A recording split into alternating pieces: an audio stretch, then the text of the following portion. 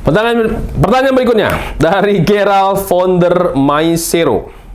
Sore Bang, mau bertanya, bila seseorang sudah bekerja jadi HIS officer di tempat kerjanya selama 7 tahun, apakah bisa mengambil K3 umum tetapi masih ijazah SMA?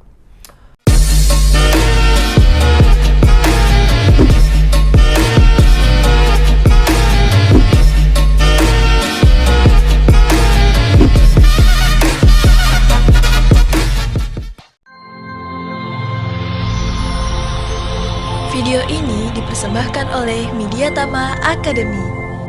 Training K3, langsung kerja. Nah, ini juga banyak ya teman-teman ya. Ngomongin soal pelatihan ahli K3 Kemenaker itu, teman-teman silakan baca. Ada 2 regulasinya. Satu, Kemenaker 239/2003. Lalu yang kedua, Permenaker 02 tahun 92. Nah, di sana disebutkan memang ya, untuk yang ahli K3 Kemenaker itu pendidikan minimal D3 berijazah. Dia tidak menyebutkan kalau harus sekian tahun pengalaman yang misalkan 7 tahun itu diperbolehkan tamatan SMA. Nggak ada. Di situ memang menyebutkan pendidikan memang D3. Ya, berijazah. Bahkan teman-teman yang sudah lulus sekalipun ya, ada SKL-nya tapi belum ada ijazahnya juga nggak bisa ikut teman-teman. Ya. Jadi memang harus pendidikan D3 berijazah. Jadi balik lagi pertanyaan sini, bisa nggak Pak? Jawabannya belum bisa Pak. Ya, jadi jawabannya belum bisa.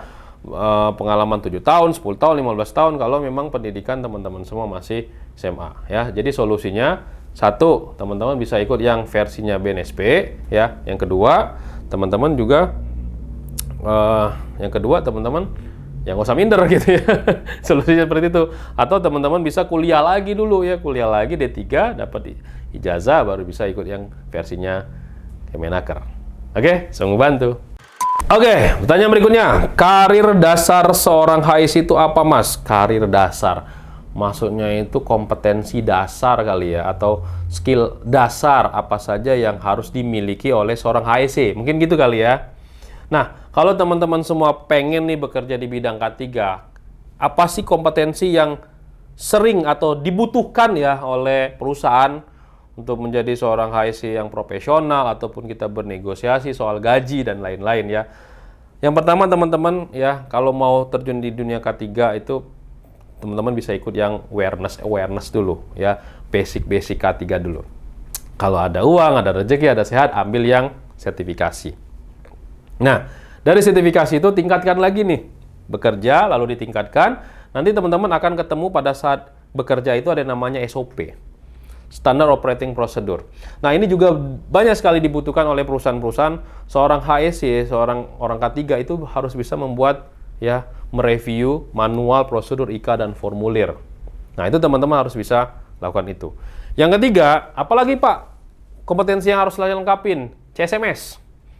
Kontraktor Safety Management System. Itu juga banyak sekali dibutuhkan oleh perusahaan-perusahaan pertambangan minyak dan gas bumi yang memang pada saat mereka tender, khususnya di Pertamina, PGN, atau BUMN, diminta persyaratan CSMS.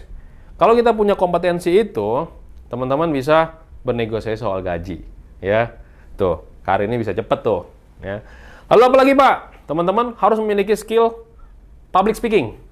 Ya. Nah, seorang ahli K3 yang profesional, dia bisa mempengaruhi orang lain melalui public speaking-nya. Melalui apa? Ada yang namanya safety induction, safety talk, toolbox meeting, atau apapun itu. Dia berani ngomong di depan umum, berani berbicara di webinar. Nah, itu teman-teman. Skill public speaking. Apalagi Pak? Skill yang berikutnya adalah seorang auditor SMK 3. Ya. Nah, kalau dia punya skill auditor, otomatis dia juga memiliki skill untuk mengimplementasikan SMK 3 sesuai dengan PP 50 tahun 2012 atau ISO 45001. Nah, itu skillnya. Jadi teman-teman harus tingkatkan lagi dari ahli K3 umum jadi auditor.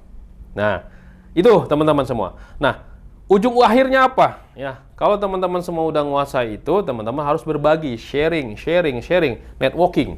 Nah, disitulah karir teman-teman semua akan terlihat melalui misalkan teman-teman buka YouTube channel ya, ataupun sharing di TikTok, ataupun sharing di mana-mana, itu karirnya lebih cepat teman-teman.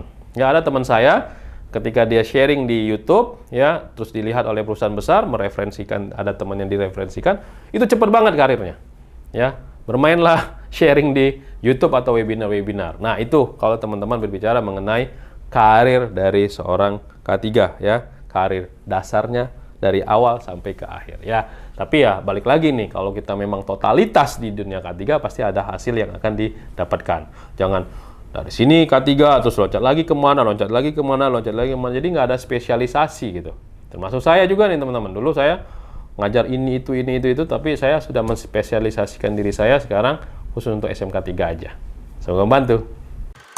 Oke, itulah tadi pertanyaan-pertanyaan teman semua yang sudah dibahas, dijawab.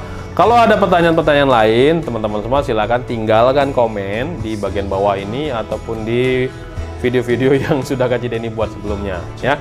Kalau emang merasa video-video Kak Cideni adalah video yang menarik, tolong dibantu di-share ya, di-like, di-subscribe yang paling penting ya. Supaya kami semua di sini lebih semangat lagi untuk membuat konten-konten video berikutnya. Oke, semoga bantu. Salam safety!